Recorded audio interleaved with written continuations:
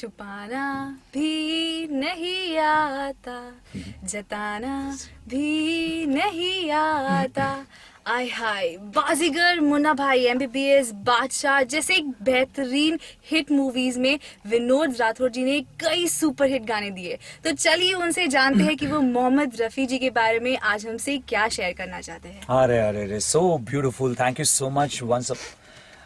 मतलब it's my privilege, like मैं रफ़ी साहब के लिए कुछ बोलूं।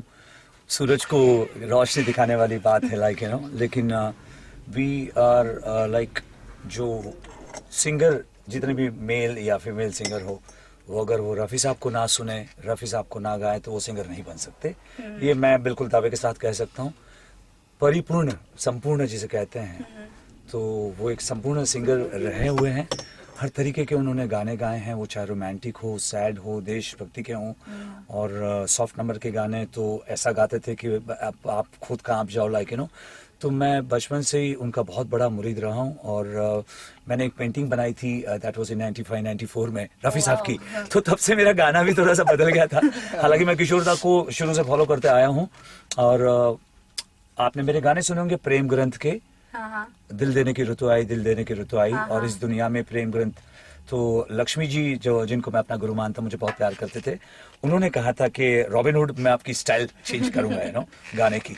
और उस फिल्म में उन्होंने मुझे 5-6 गाने गवाए थे, और ये मैं दावे के साथ कह सकता हूँ कि उन्होंने मुझे साहब की तरह गवाया था, रफ़ी साहब की तरह गवाया था। तो मुझे बहुत खुशी हुई थी, और मुझे कहने में बहुत फक्र महसूस हो रहा है कि मैं किशोदा के साथ साथ रफ़ी साहब को भी गा लेता हूँ। So it's like just wonderful, like you know, ऐसा लगता है कि वो अमर हैं, रफ़ी साहब हैं, किशोर, ये सब लोग हमारे साथ ही हैं।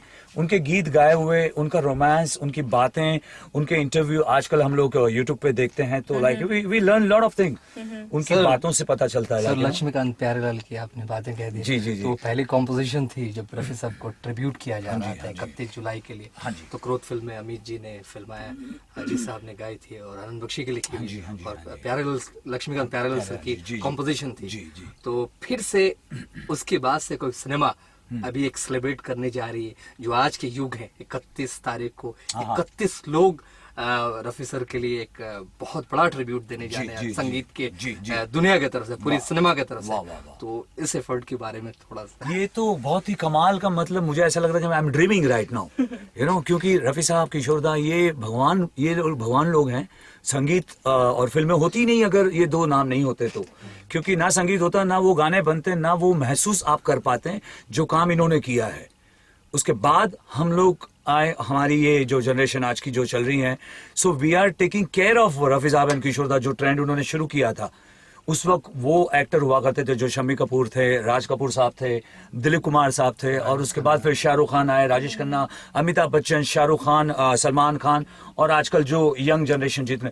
तो ये एक दौर है जो चला आ रहा है, एंड शुरुआत इस नाम से हुई थी जिस नाम का आपने जिक्र किया है। सर, तो कोई ऐसा लम्हा मेरा, तो मैं आपको सच बताऊं, मेरा जब रियाज होता है रोज, तो आज तकरीबन 8 या 10 साल हो गए, मैं रफ़ी साहब की वो 4 लाइनें जरूर गाता हूँ मेरा रियाज खत्म करके, कि मन रे तू काहे न धीर धरे, ओ निर्मोही। तो 1-2 लाइन में आपको मैं अपनी तरफ से रफ़ी साहब को ट्रिब्यूट करना चाहूंगा, बिकॉज रफ़ी साहब के गुजरने के बाद किशोरदा ने वो LA में जब पहला शो था किशोरदा का, तो उन्होंने ये अनाउंस किया था कि मेरा भाई, मेरा जो बंधु था, वो आज हमारी दुनिया में नहीं है, लेकिन मैं इस शो की प्रोग्राम की शुरुआत मैं रफ़ी साहब से शुरू करता हूँ।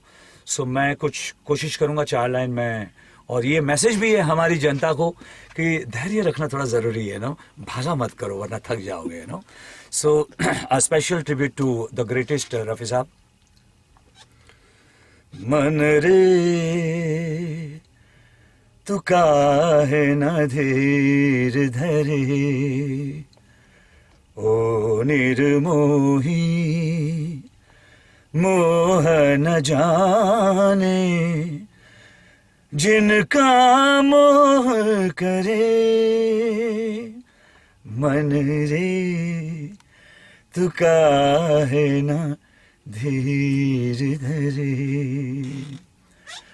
इस जीवन की चढ़ती ढलती धूप को किसने बांधा,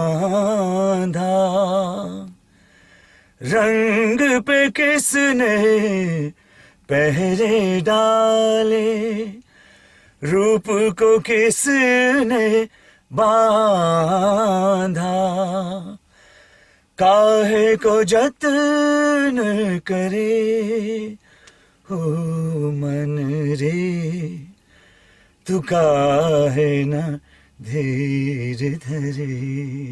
थैंक यू सो मच। क्या बात। तो ये थे विनोद राठौर जी, इनके गाने सुन के तो मेरे रोंगटे खड़े हो गए।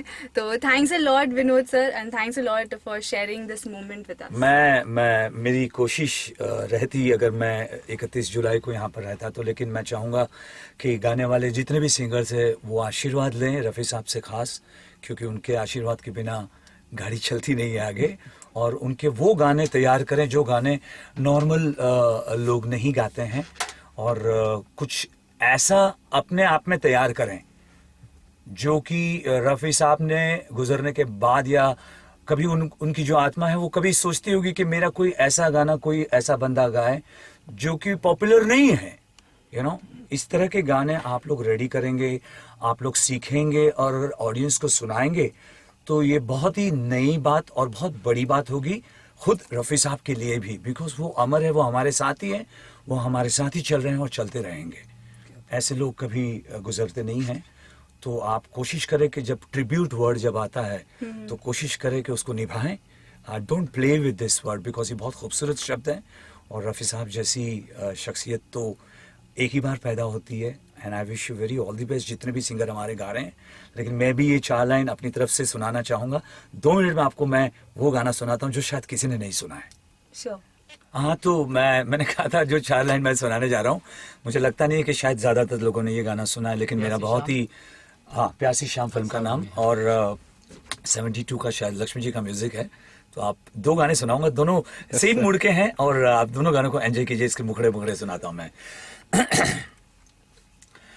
ऐसा ना हो के इन वादियों में मैं खो जाऊं,